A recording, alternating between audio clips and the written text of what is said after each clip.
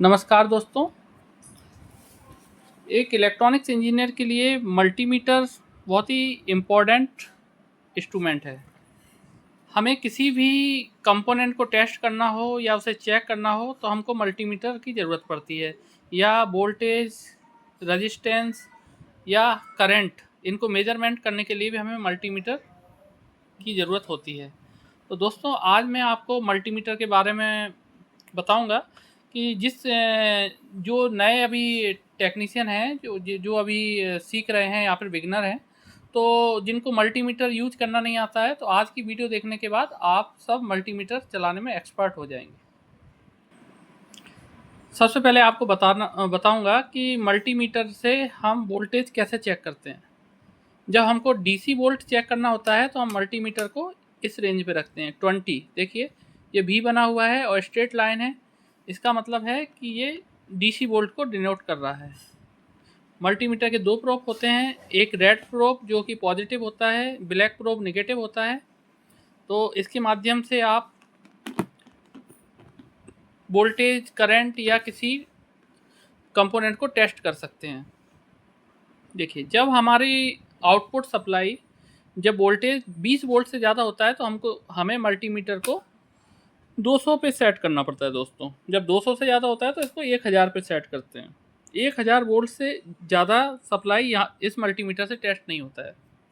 अगर हमें AC supply check करनी है, जो हमारे घरों में आती है 220 वोल्ट एसी, तो हम इसको 750 पे ही रखेंगे। 750, क्योंकि 200 से ज़्यादा ही आती है, तो 750 पे रेंज में रखेंगे। ये हमारा एसी के लिए, और ये दूसरा सेक्शन डीसी के लिए होता है। इसी प्रकार जब हमें रेजिस्टेंस चेक करना होता है, तो रेजिस्टेंस चेक करने के लिए हम यहाँ पे रखते हैं। ये 200 ओम की रेंज है। जब हमारा रेजिस्टेंस 200 ओम से कम वैल्यू का होता है तो हम यहाँ पे रखेंगे, और 200 ओम से ज़्यादा का 2000 ओम यानी 2 किलो ओम पे रखेंगे, और अगर 2000 ओम से ज़्यादा है तो 20। इसी प्रकार से जैसे जैसे हमको ज़्यादा वैल्यू मिलती है तो हमें उस हिसाब से सेट करना है रेजिस्टेंस को। यहाँ पे बंद हो जाता है मल्टीमीटर। दोस्तों, अगर आपको किसी कंपोनेंट को शॉर्ट चेक करना है, शॉर्टिंग चेक करना है, तो आप कंटिन्यूटी मोड पे रखते हैं मल्टीमीटर को। कंटिन्यूटी मोड पे आपको दिखाना चाहूँगा कि जब कंटिन्यूटी मोड पे आप मल्टीमीटर को रखते हैं और आप इसके प्रोब को आपस में शॉर्ट करते हैं, तो हमें एक बीप सुनाई देती है।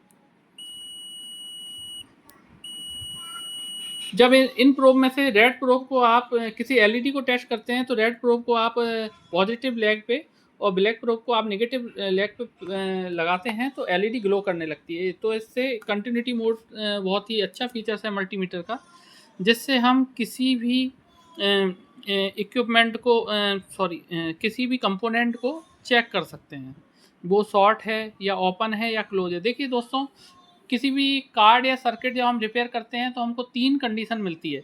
या तो वो कार्ड ओपन होता है, या वो कार्ड शॉर्ट हो गया होता है, या फिर हमें वो क्लोज होता है। तो क्लोज सर्किट जो होता है वो अच्छा माना जाता है, जिसमें हमें एक साइड से रीडिंग मिलेगी और दूसरी साइड से रीडिंग नहीं मिलती है। उसी प्रकार जो ओपन सर्किट होता है, ओपन सर्किट में हमें कोई भी बीप की आवाज़ या कोई भी रीडिंग नहीं मिलती है, वो ओपन सर्किट होता है, जो कि एक फॉल्ट होता है। और दूसरा फॉल्ट होता है शॉर्ट सर्किट का, जिसमें अंदर से शॉर्टिंग हो जाती है, तो हमको कंटिन्यूटी की आवाज़ सुनाई देती है। इस मल्टीमीटर से जब हम को करंट चेक करना होता है, तो हम इसको 10 एम्पियर की रेंज में रख सकते हैं।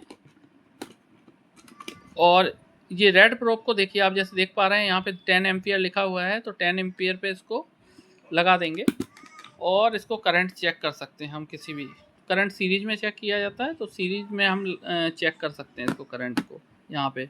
और लेकिन अगर आपको मिली वोल्ट चेक करना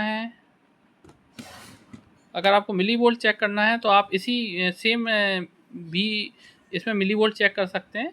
ये वोल्टेज वाले ही इस पर मैंने रेड प्रोब लगा के, और मिली वोल्ट के लिए आपको यहाँ पे सेट करना पड़ेगा, तो 200 मिली वोल्ट तक भी आप चेक कर सकते हैं।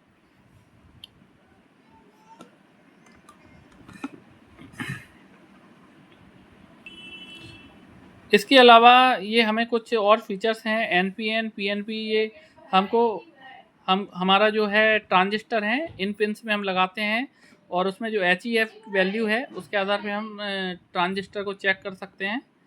तो आपने आज इस वीडियो में देखा कि कैसे मल्टीमीटर को यूज किया जाता है। आगे की वीडियो में आपको प्रैक्टिकली मल्टीमीटर का यूज करके दिखाऊंगा दोस्तों। धन्यवाद।